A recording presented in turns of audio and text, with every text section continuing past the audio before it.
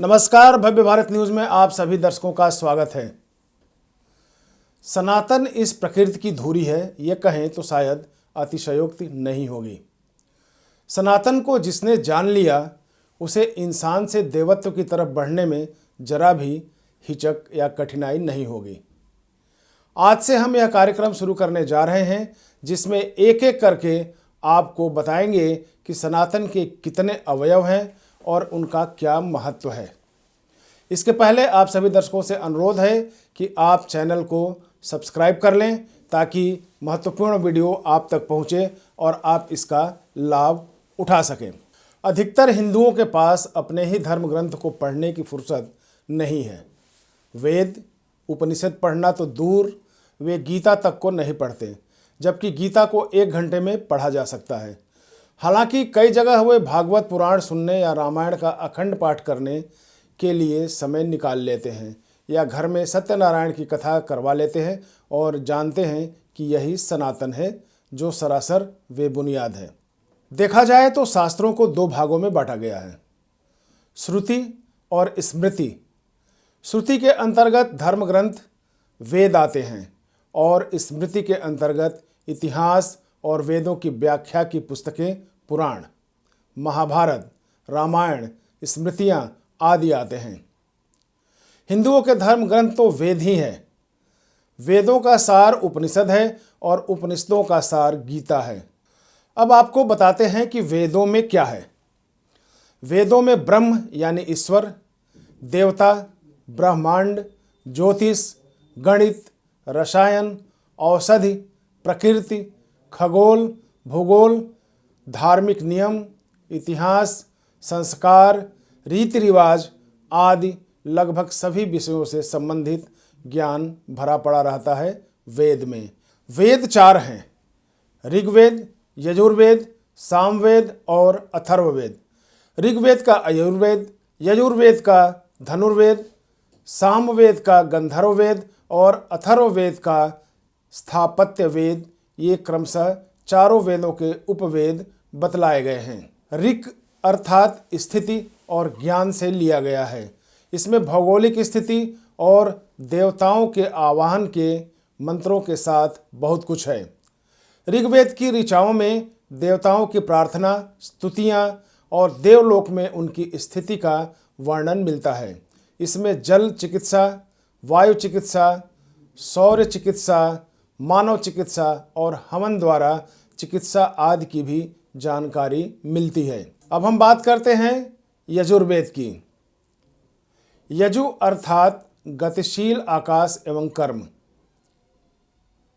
यजुर्वेद में यज्ञ की विधियां और यज्ञों में प्रयोग किए जाने वाले मंत्र होते हैं। यज्ञ के अलावा तत्व ज्ञान का भी वर्णन मिलता है। तत्व ज्ञान अर्थात रहस्यमय ज्ञान, ब्रह्मांड, आत्मा, ईश्वर और पदार्थ का ज्ञान इसमें मिलता है। इस वेद की 2 शाखाएं हैं, शुक्ल और कृष्ण। जैसा कि आप सभी जानते हैं कि 1 महीने में शुक्ल पक्ष होता है और कृष्ण पक्ष भी होता है।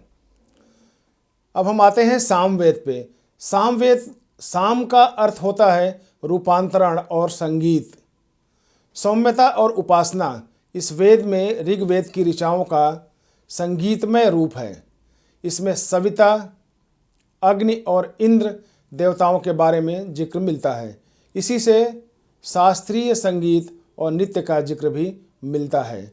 इस वेद को संगीत शास्त्र का मूल माना जाता है। इसमें संगीत के विज्ञान और मनोविज्ञान का वर्णन भी मिलता है।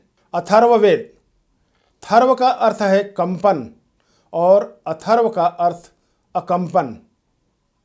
इस वेद में रहस्यमय विद्याओं, जड़ी बूटियों, चमत्कार और आयुर्वेद आदि का जिक्र मिलता है। इसमें भारतीय परंपरा और ज्योतिष का भी ज्ञान दिया जाता है। 4 वेदों के बाद अब हम आते हैं उपनिषद पर कि उपनिषद क्या है। उपनिषद वेदों का सार है। सार अर्थात निचोड़, निचोड़ यानी संक्षिप्त। उपनिषद भारतीय आध्यात्मिक और चिंतन के मूल आधार हैं। भारतीय आध्यात्मिक दर्शन के स्रोत भी कहे जाते हैं। ईश्वर है या नहीं, आत्मा है या नहीं, ब्रह्मांड कैसा है आदि सभी गंभीर तत्व ज्ञान, योग, ध्यान, समाधि, मोक्ष आदि की बातें उपनिषद में जरूर मिलेंगी। उपनिषदों को प्रत्येक हिंदुओं को पढ़ना चाहिए। इन्हें पढ़ने से ईश्वर, आत्मा, मोक्ष और जगत के बारे में सच्चा ज्ञान मिलता है और इसमें अंतर भी आपको साफ दिखाई देगा, ताकि आपकी सारी भ्रांतियां दूर हो जाए। वेदों के अंतिम भाग को वेदांत कहते हैं। वेदांत को ही उपनिषद कहते हैं। उपनिषद में तत्व ज्ञान की चर्चा है। उपनिषद की संख्या वैसे तो 108 है, परंतु मुख्य 12 माने गए हैं। जैसे 1 ईश, 2 केन, 3 कठ और 4 प्रश्न, 5 है मुंडक, 6वां है मंडूक्य, 7वां है तैतरीय, 8वां है ऐतरेय, 9वां है छंदोग्य और 10वां है बृहदारण्यक, 11वां है कौशितकी और 12वां है श्वेतास्तर। अब हम आपको बताने जा रहे हैं कि षड दर्शन क्या है। षड दर्शन के नाम से ही प्रतीत होता है कि 6 यानी 6 तरह के दर्शन क्या हैं। वेद से निकला षड दर्शन। वेद और उपनिषद को पढ़कर ही 6 ऋषियों ने अपना दर्शन गढ़ा है। इसे भारत का षड दर्शन कहते हैं। दरअसल यह वेद के ज्ञान का श्रेणीकरण है। ये 6 दर्शन हैं। पहला है इसमें न्याय, वैशेषिक, सांख्य, योग, मीमांसा और वेदांत। वेदों के अनुसार सत्य या ईश्वर को किसी एक माध्यम से नहीं जाना जा सकता, इसलिए वेदों में कई मार्गों या माध्यमों की चर्चा की गई है। गीता तो सभी लोग पढ़ते हैं। पढ़ते न भी हो तो उनके घर में पुस्तकें तो जरूर मिल जाएंगी, लेकिन पढ़ना कोई नहीं चाहता। अब आपको मैं बताता हूं कि गीता क्या है। महाभारत के 18 अध्याय में से एक भीष्म पर्व का हिस्सा है गीता। गीता में भी कुल 18 अध्याय हैं। 10 अध्यायों में कुल श्लोकों की संख्या 700 है। वेदों के ज्ञान को नए तरीके से किसी ने व्यवस्थित किया है तो वह है भगवान श्री कृष्ण। अतः वेदों का पॉकेट संस्करण है गीता, जो हिंदुओं का सर्वमान्य एकमात्र ग्रंथ है। किसी के पास इतना समय नहीं है कि वह वेद या उपनिषद पढ़ें। उनके लिए गीता ही सबसे उत्तम ग्रंथ मानी जाती है। गीता को बार बार पढ़ने के बाद ही वह समझ में आने लगती है कि गीता वास्तव में है क्या और हमारे लिए कितनी उपयोगी और जरूरी है। गीता में भक्ति, ज्ञान और कर्म मार्ग की चर्चा की गई है। इसमें यम, नियम और धर्म कर्म के बारे में भी बताया गया है। गीता ही कहती है कि ब्रह्म यानी ईश्वर एक है। गीता को बार बार पढ़ेंगे तो आपके समक्ष इसके ज्ञान का रहस्य खुलता जाएगा।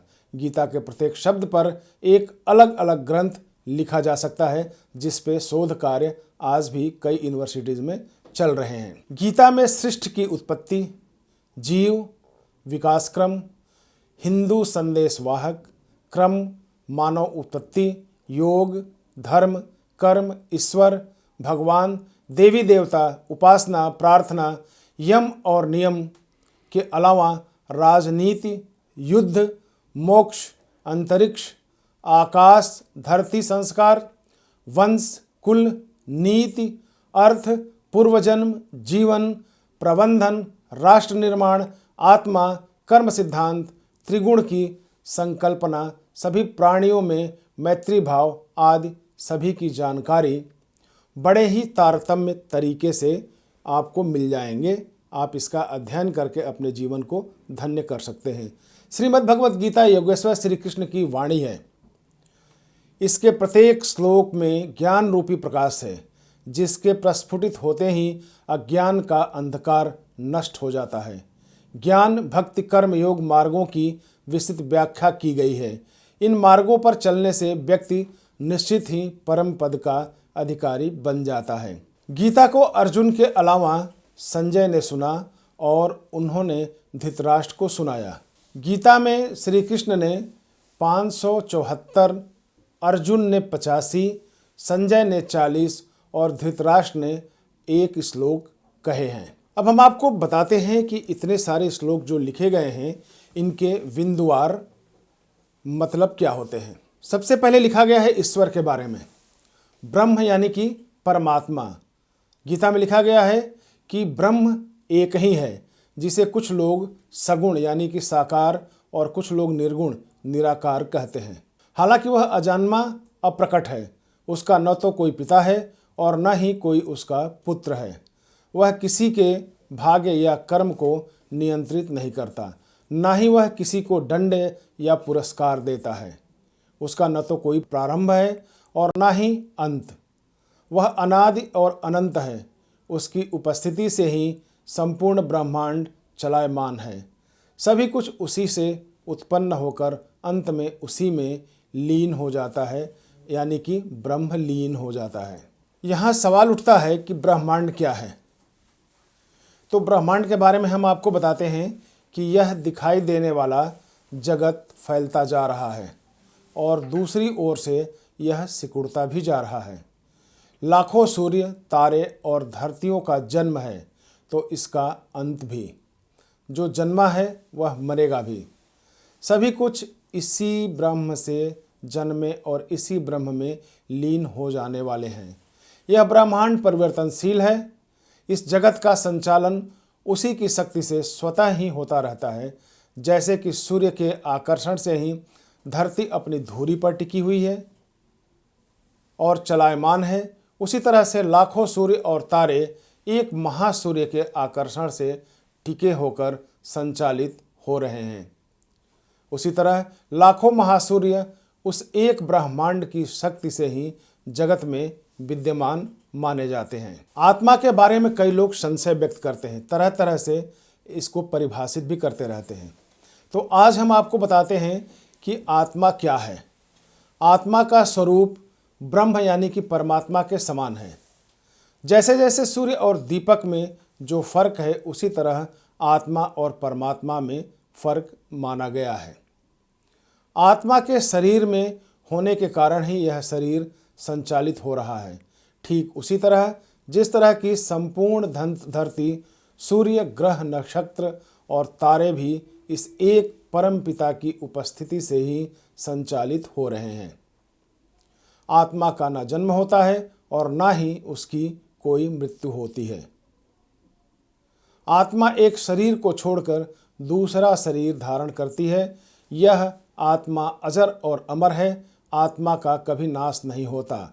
आत्मा को प्रकृति द्वारा 3 शरीर मिलते हैं। एक वह जो स्थूल आँखों से दिखाई देता है, दूसरा वह जिसे सूक्ष्म शरीर कहते हैं जो कि ध्यानी को ही दिखाई देता है, और तीसरा शरीर वह है जिसके कारण शरीर कहते हैं उसे देखना अत्यंत ही मुश्किल है। बस उसे वही आत्मा महसूस करती है जो कि उसमें रहती है।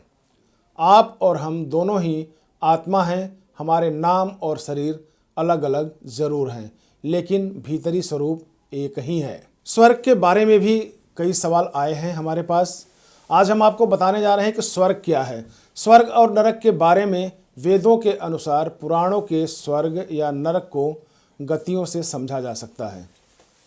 स्वर्ग और नरक 2 गतियां हैं। आत्मा जब देह छोड़ती है तो मूलतः 2 तरह की गतियां होती हैं, एक अगति और दूसरी गति। अगति का मतलब, अगति में व्यक्ति को मोक्ष नहीं मिलता है, उसे फिर से जन्म लेना पड़ता है। और गति का मतलब होता है, गति में जीव को किसी लोक में जाना पड़ता है या वह अपने कर्मों से मोक्ष प्राप्त कर लेता है। अगति के 4 प्रकार होते हैं। पहला क्षीणोदर्क, दूसरा भूमोदर्क, तीसरा अगति और चौथा है दुर्गति।